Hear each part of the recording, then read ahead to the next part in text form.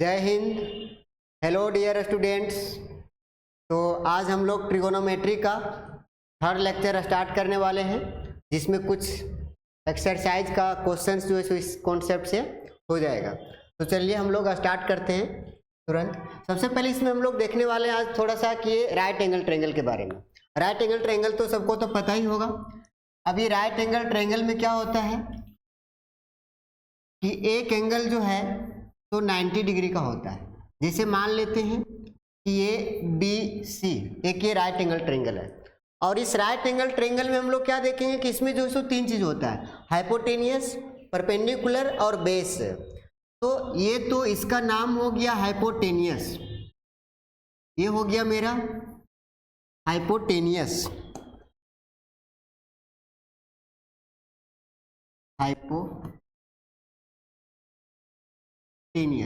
ठीक है। इसको हम लोग रिप्रेजेंट करते हैं H से।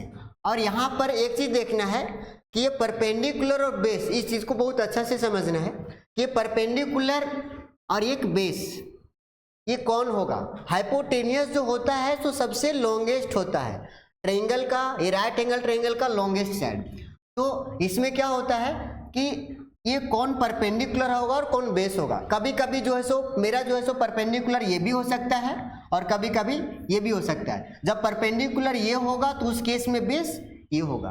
तो इसी चीज को यहाँ पर देखना है कि कब ये परपेंडिकुलर होगा और कब जो है तो इसको परपेंडिकुलर कहेंगे हम।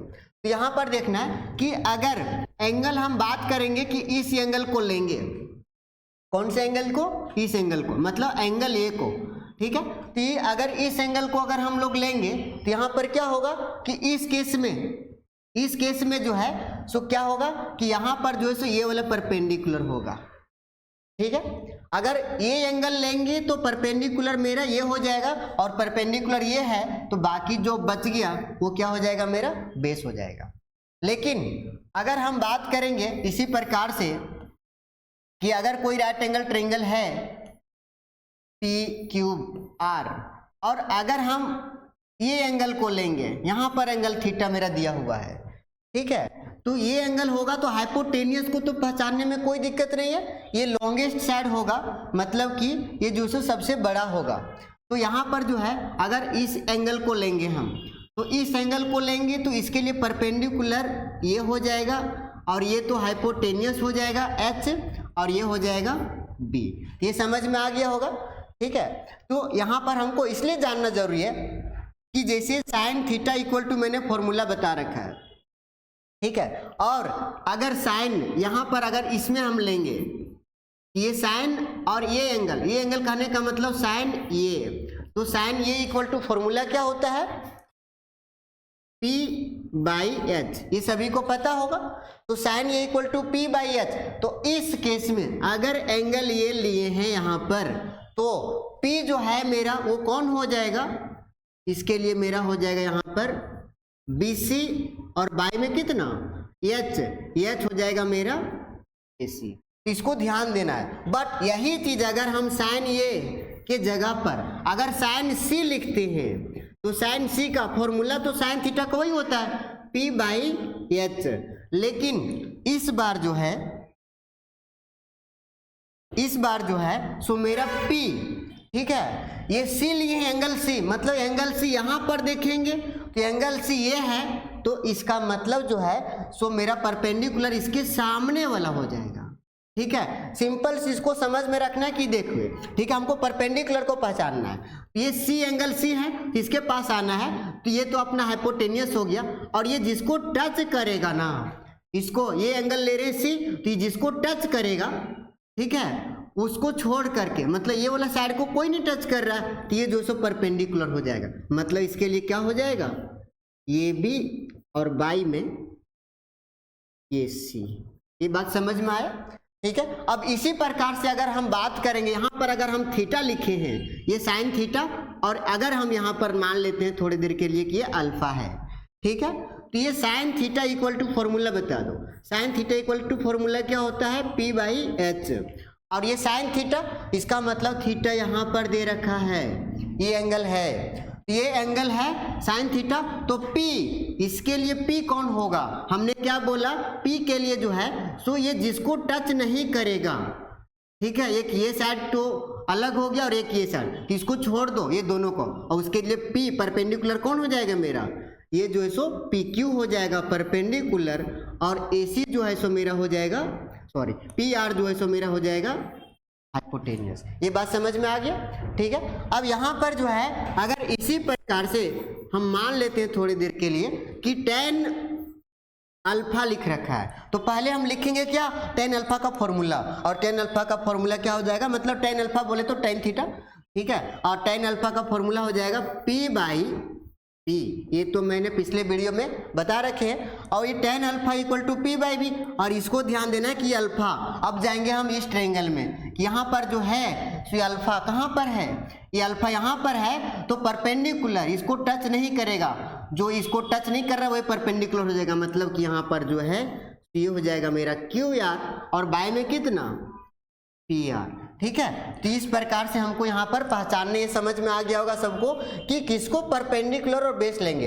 ये हाइपोटेनियस कभी भी बदलता नहीं है, ये कांस्टेंट रहेगा हाइपोटेनियस, बट चेंज कौन करेगा मेरा, परपेंडिकुलर और बेस। तो अगर किसी एक को परपेंडिकुलर कह देंगे तो एक जो है दूसरा मेरा बेस हो जाएगा, ठीक है। अब हम आगे देखने वाले हैं कि इसी राइट एंगल ट्रायंगल में जो है तो कुछ और फॉर्मूला जो कि पाइथागोरस थ्योरम पिछले क्लास में इसे पढ़ चुके होंगे, ठीक है। थोड़े देर के लिए चलो हम इसको जो है इसको H मान लिए, इसको P मान लिए और इसको B मान लिए। ये फॉर्मूला को भी हम देख लेते हैं यहाँ पर कि ये अगर कोई राइट एंगल ट्रायंगल है मेरा ABC, और ये हाइपोटेनियस है, ये बेस है और ये परपेंडिकुलर है, और ये सबसे बड़ा होता है, कौन सबसे बड़ा होता है, हाइपोटेनियस। तो इसका फॉर्मूला है पाइथागोरस थ्योरम से कि H² equal to P² plus B²। ये जो है तो जब ट्रायंगल चैप्टर पढ़ोगे उस समय जो सो इसको पढ़ना है। तो ये H² इक्वल टू क्या होता है, P² प्लस B², ठीक है। अगर इसका जो H निकालना हो तो यही फॉर्मूला को हम लोग यूज करेंगे, और बाकी P और B निकालेंगे, अगर P निकालना हो सपोज दैट P², तो P² के लिए क्या होगा, माइनस करना, क्योंकि ये सब छोटा होता है, P और B जो है H से छोटा होता है, तो किसको माइनस करेंगे हम, सबसे बड़ा वाला में, मतलब H² और माइनस यहाँ कितना B², ये हो जाएगा। और एक ठो कौन सा, B² भी छोटा है, इसी प्रकार से ये भी फॉर्मूला हो जाएगा H² माइनस का P²। तो ये तीन फॉर्मूला है, ठीक है। अब इसको जो है सो बहुत अच्छा से यहाँ पर समझ लेना है, इसको याद करने की कोई जरूरत नहीं कि H² है, तो H² के लिए क्या होता है, दोनों को सम कर देना है, P² को और B² को क्या करना है, यहाँ पे सम कर देना है, और P² का और B² को जब निकालना है तो उस केस में माइनस करना है, बट यहाँ ध्यान रहे कि माइनस जब करेंगे तो हम लोग बड़ा वाला से माइनस करेंगे। ये बात समझ में आ गया होगा। चलो, तो हम लोग कभी कभी अगर ये राइट एंगल ट्रायंगल में क्या होगा कि अगर दो साइड दिया रहेगा, मान लेते हैं कि H और B पता है, उस केस में P निकालना होगा, तो P के लिए हम लोग ये फॉर्मूला का यूज करेंगे, अगर B निकालना होगा तो B के लिए हम लोग ये फॉर्मूला का यूज करेंगे, अगर H का जरूरत पड़ेगा तो इस फॉर्मूला का हम लोग यूज करेंगे। ये बात समझ में आ गया होगा। और थोड़ा सा हम जल्दी से एक क्वेश्चन, थोड़ा सा किस प्रकार का इसमें क्वेश्चन रहेगा उसको हम देख लेते हैं। एक बहुत सिंपल वे में हम क्वेश्चन लेते हैं कि यहाँ पर जो है अपने से, इसको हम अभी एक्सरसाइज का क्वेश्चन नहीं कर रहे, यहाँ पर देखिए कि एक अगर राइट एंगल ट्रायंगल है, मान लिया यहाँ पर ABC, मान लेते हैं कि इसका वैल्यू 3 दे रखा है, इसका वैल्यू 4 दे रखा है, ये पता मुझे नहीं है, और ये राइट एंगल ट्रायंगल कहाँ पर है, एंगल B जो है सो मेरा 90 डिग्री है। तो यहाँ पर हम देखेंगे कि अगर इसने क्वेश्चन में बोला है, अगर यहाँ पर जो है ये क्वेश्चन में क्या बोला है मुझे कि फाइंड करना है कि साइन ए का वैल्यू फाइंड करो, tan C का वैल्यू फाइंड करो, cot A का वैल्यू फाइंड करना है, ठीक है। ये सब हमको निकालना है। तो यहाँ पर जो है ये हमको निकालना है, तो इसको कैसे सॉल्यूशन करेंगे। तो सॉल्यूशन करने के लिए सबसे पहले क्या देखना है स्टूडेंट्स कि यहाँ पर जो है सो हमको ये तीनों चीज पता होनी चाहिए ठीक है, ये तीनों लेंथ। अभी हम इसको नहीं कहेंगे कि ये परपेंडिकुलर है और ये बेस है। अभी ये डिपेंड करेगा, मेरा एंगल पे डिपेंड करेगा कि कौन परपेंडिकुलर बनेगा और कौन बेस बनेगा। तो हम सबसे पहले हम AC निकालते हैं। ये तो सबको समझ में आता होगा कि AC जो है सो ये हाइपोटेनियस है। तो ये AC का फॉर्मूला जो है हाइपोटेनियस का, सो अभी मैंने बताया कि AC स्क्वायर ये हाइपोटेनियस है, तो बाकी दोनों का स्क्वायर का सम हो जाएगा। मतलब कितना हो जाएगा, AB का स्क्वायर और प्लस का BC का स्क्वायर। अब ये AB का वैल्यू कितना दे रखा है यहाँ पर, 3 का स्क्वायर और प्लस का 4 का स्क्वायर। ठीक है, अब ये AC स्क्वायर इक्वल टू कितना हो जाएगा, ये 3 का स्क्वायर 9 और प्लस में ये 4 का स्क्वायर हो गया 16। ठीक है, अब ये AC स्क्वायर जो आ गया मेरा, सो कितना आ गया 25। तो ये तो पता होगा कि ये AC जो है सो AC का वैल्यू कितना आ जाएगा ±5, बट माइनस में 5 यहाँ पर नहीं हो सकता है, क्योंकि लंबाई किसी चीज का जो है सो माइनस में नहीं होगा, इसलिए AC इक्वल टू यहाँ पर हम क्या लेंगे 5। ये समझ में आ गया होगा कि AC मेरा मिल गया 5। अब हमको जिसका वैल्यू निकालना है उसको हम देखते हैं। सबसे पहले हम साइन A का वैल्यू, यहाँ पे बहुत अच्छा से समझने की जरूरत है। साइन A का वैल्यू, अब साइन A है तो साइन का फॉर्मूला मेरा क्या होता है, साइन का फॉर्मूला मेरा होता है P/H, इतना लिख लेना है। अब ये साइन A इक्वल टू क्या हो गया P/H। अब यहाँ पर देखना है कि P कौन होगा, H तो मेरा ही है, ये यहाँ पर हम 5 लिख सकते हैं, H तो ही रहेगा, ये कभी चेंज नहीं करेगा। तो हम देखेंगे ये यहाँ पर दे रखा है एंगल कौन सा, A वाली। ठीक है, दिस एंगल के लिए। अब ये दिस एंगल के लिए मैंने अभी बता रहा था कि एंगल ये यहाँ पर है, इसके जस्ट सामने जो मतलब इसको टच, जिसको ये एंगल नहीं छुएगा वही परपेंडिकुलर कहलाएगा। तो यहाँ परपेंडिकुलर मेरा कौन हो जाएगा BC, और बाय H मेरा हो जाएगा AC। और BC का वैल्यू कितना, इसको थोड़ा सा देखना है, ये मेरा इक्वल है कि यहाँ पर BC का वैल्यू कितना दे रखा है, BC का वैल्यू दे रखा है 4 और AC का वैल्यू 5। तो इस तरह से साइन ये निकल गया। अब साइन ये निकल गया, अब यहाँ बोला है कि tan C निकालना है। अब ये tan C निकालना है, तो ये tan C कैसे निकालेंगे हम लोग कि tan C का फॉर्मूला क्या होता है P/B। ठीक है, अब ये P, अब P कितना हो जाएगा मेरा, P जो है सो मेरा देखिए यहाँ पर जो ये C के लिए P कौन लेंगे वो देखना है। सबसे पहले ये C है एंगल, यहाँ पर एंगल C ये है, तो इसके लिए P कौन होगा कि ये जिसको टच नहीं करेगा वही मेरा P कहलाएगा। इसका मतलब AC, सॉरी कितना, ये जो सो कितना हो जाएगा AB को टच नहीं कर रहा है। और B बाकी जो बच गया ये तो H है। ठीक है, अगर P हो गया तो मेरा BC जो है सो B हो गया। ठीक है, और AB का वैल्यू, AB कितना है 3/4, ये समझ में आ गया होगा।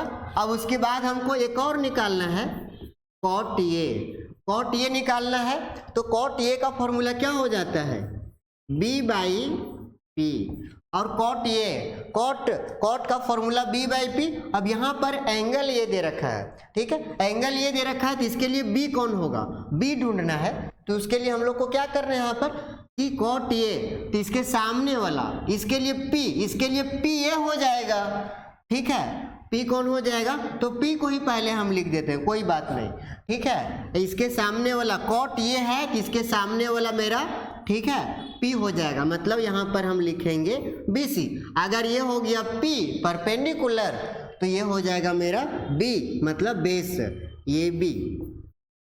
तो AB इक्वल टू कितना, अब AB का वैल्यू पुट कर देंगे 3 और इसका वैल्यू 4। तो ऐसा जरूरी नहीं है, ठीक है, कि यहाँ tan C निकालें और ये cot A, ये दोनों सेम हो सकता है। इसमें ये कंफ्यूजन नहीं करना कि मेरा अलग अलग मतलब सेम आ गया तो ये गलत है, कुछ गलत नहीं है। तो इस प्रकार का क्वेश्चन जो है तो आपके जो है बुक में जो है दे रखा है, उस क्वेश्चन को एक्सरसाइज को कंप्लीट करना है और उसके बाद कंप्लीट करना है। उसके बाद हम आगे का क्वेश्चन भी बताएंगे कि मिला लेना है कि ये सही बनाया या गलत बनाया। पहले मैंने कॉन्सेप्ट से कुछ क्वेश्चंस को जो है सो यहाँ पे करवा देते हैं। ठीक है, अब आगे थोड़ा सा कुछ और इसमें देख लेते हैं कि कभी कभी क्वेश्चन में जो है सो इस प्रकार से दे दिया रहेगा कि सिर्फ दे देगा कि sine theta equal to sine theta equal to दिया रहेगा यहाँ पर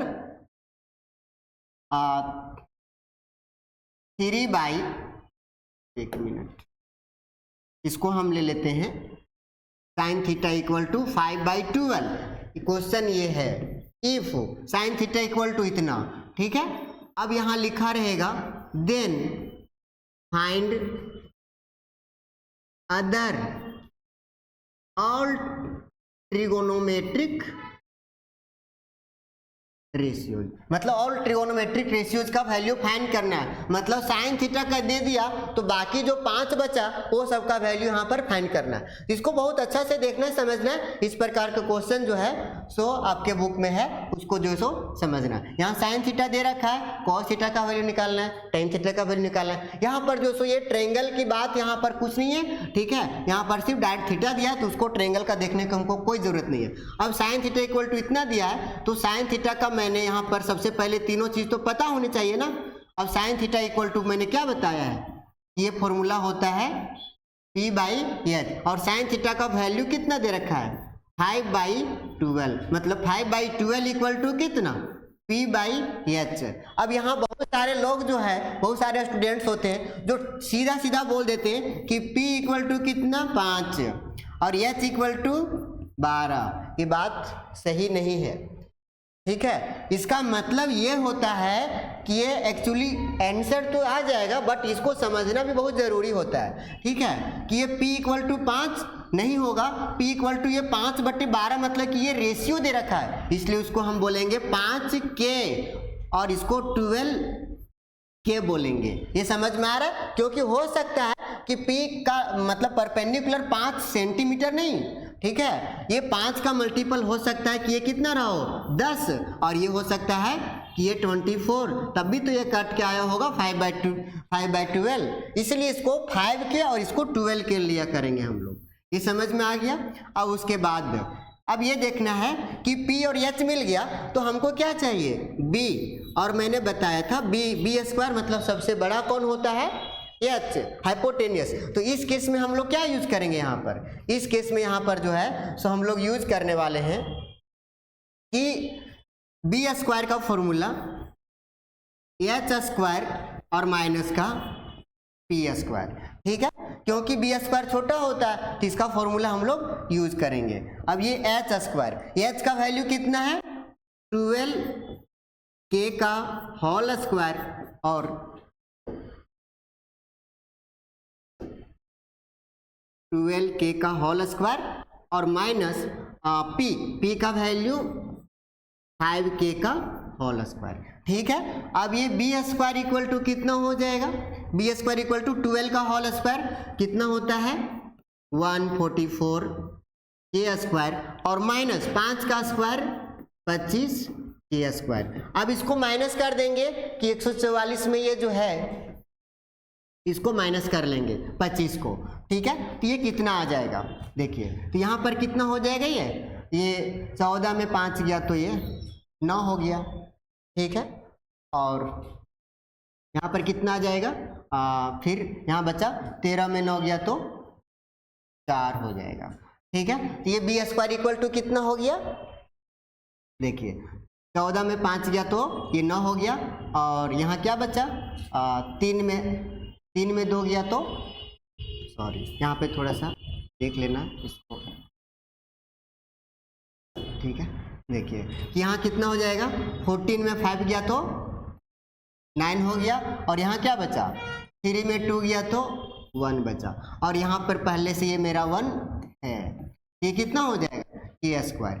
अब यहाँ पर B² इक्वल टू इतना आ गया तो हमको चाहिए B का वैल्यू कितना होगा। अब B इक्वल टू कितना आएगा, इसको स्क्वायर हटेगा तो इधर रूट लगेगा, मतलब रूट का 119, और ये K² है, ये कितना हो जाएगा B इक्वल टू मेरा हो जाएगा यहाँ पर K, मतलब कि इतना हो गया रूट 119 के। अब हमको निकालने बोला है कॉस का, टेन का, सेक का, ठीक है। तो अब यहाँ पर सीधा सीधा हम वैल्यू रखते जाएंगे। Cos theta equal to formula क्या होता है B/H, और cos theta equal to B का वैल्यू कितना हो जाएगा, B का वैल्यू हो जाएगा मेरा यहाँ पर तो अभी हम निकाले हैं कि रूट 119 के, और बाई में h का वैल्यू मेरा क्या हो जाएगा, h का वैल्यू मैंने यहाँ पर देखो यहाँ पर लिख रखे हम h का वैल्यू 12k, कितना हो जाएगा 12k। अब ये k से k कट जाएगा तो ये हो जाएगा √119/12, ठीक है। अब इसी प्रकार से कॉस निकल गया। अब उसके बाद हम निकाल लेते हैं सेक थीटा। अब सेक थीटा का फॉर्मूला h/b, जस्ट इसका उल्टा होता है तो इसको भी उल्टा लिख दो, 12k और √119k। यहाँ भी k से k कट जाएगा तो ये 12, ये कितना हो जाएगा 12 और बाई में कितना √119, ठीक है। इस तरह से सेक निकाल दिए और बाकी यहाँ पर कई ठो और बचा, कॉस सेक, और बाकी जो है सो अभी मेरा 3 और बचा है, टेन कॉट और एक ठो कॉसेक, उसको जो है आप खुद निकाल लेना है, ठीक है। कि टेन थीटा इक्वल टू कितना p/b और इसका वैल्यू पुट कर लेना है। इसी प्रकार से कॉट का भी वैल्यू पुट कर लेना है, ठीक है। तो इस प्रकार का जो है सो क्वेश्चन दे रखा है। अगले एक्सरसाइज में तो आपको बनाने की कोशिश करना है। और यहाँ पर जो है सो कुछ क्वेश्चन ऐसे भी दिए होंगे कि 3 cot थीटा इक्वल टू, यहाँ पर कि ये 3 cot थीटा इक्वल टू दे रखा है, मान लेते हैं कि 4, ठीक है। तो इसका मतलब फिर यहाँ भी क्वेश्चन होगा कि मान लेते हैं कि ये दे रखा है इफ इतना इक्वल टू इतना, देन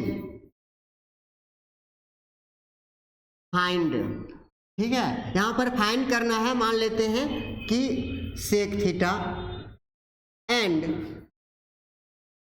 साइन थीटा, ठीक है। तो ये भी क्वेश्चन जो है उसी प्रकार से कि सबसे पहले मेरा यहाँ पर जो है तो ये गिवन है, ठीक है। ये 3 cot थीटा इक्वल टू कितना, 3 cot थीटा इक्वल टू जो है तो कितना आ जाएगा मेरा 4। तो इसका मतलब ये हो जाएगा मेरा cot थीटा इक्वल टू क्या 4/3, ठीक है। अब मैंने तो इतना कर दिया कि cot थीटा इक्वल टू 4/3, तो आगे जो है सो इस क्वेश्चन को जो है सो आप लोग को खुद बना करके इसका आंसर जो है सो कमेंट करना है कि सेक थीटा का वैल्यू और साइन थीटा का वैल्यू निकालना है। ये कैसे निकालना है कि यहाँ पर जो है ये cot थीटा इक्वल टू इतना दे रखा है तो ये cot थीटा का फॉर्मूला क्या होता है b/p, मतलब कि ये tan का अपोजिट है इसलिए b/p होता है। तो b/p इक्वल टू 4/3 लिखना है और b इक्वल टू लिखना है 4 नहीं 4k। एक्चुअली 4 लिखने पर भी आंसर मैच कर जाएगा, बट ये 100% वो सही नहीं होता है मेरा कॉन्सेप्ट, ठीक है। b इक्वल टू हम लोग 4 नहीं लिख सकते, 4k लिखना चाहिए। अब p इक्वल टू कितना 3k। और इस प्रकार से फिर अगला जो है सो h निकालना है, और h निकालने के बाद इस क्वेश्चन को जो है सो सेक का और साइन का वैल्यू कितना आता है उसका वैल्यू निकाल करके जो है सो कमेंट करना है। तब हम समझ में आ जाएगा हमको कि ये क्वेश्चन जो है सो ये कॉन्सेप्ट बहुत अच्छा से समझ में आ गया। और उसके साथ साथ जो है सो एक्सरसाइज को भी ट्राई करना है, अपने से इसको बनाने की कोशिश करना है, ठीक है। तो आज के लिए मेरा जो है सो ये इंट्रो खत्म हो गया। अब आगे हम ले करके आने वाले हैं कि इसका क्वेश्चन को कमेंट कर देना है, अगर नहीं आता है तो कमेंट में बताना है कि इस क्वेश्चन को सॉल्व कर दें, तो अगला वीडियो में इसको भी हम सॉल्व कर देंगे और एक्सरसाइज स्टार्ट करेंगे, ठीक है। तो आज के लिए जो है सो हम इस वीडियो को यहीं समाप्त करते हैं। Thank you.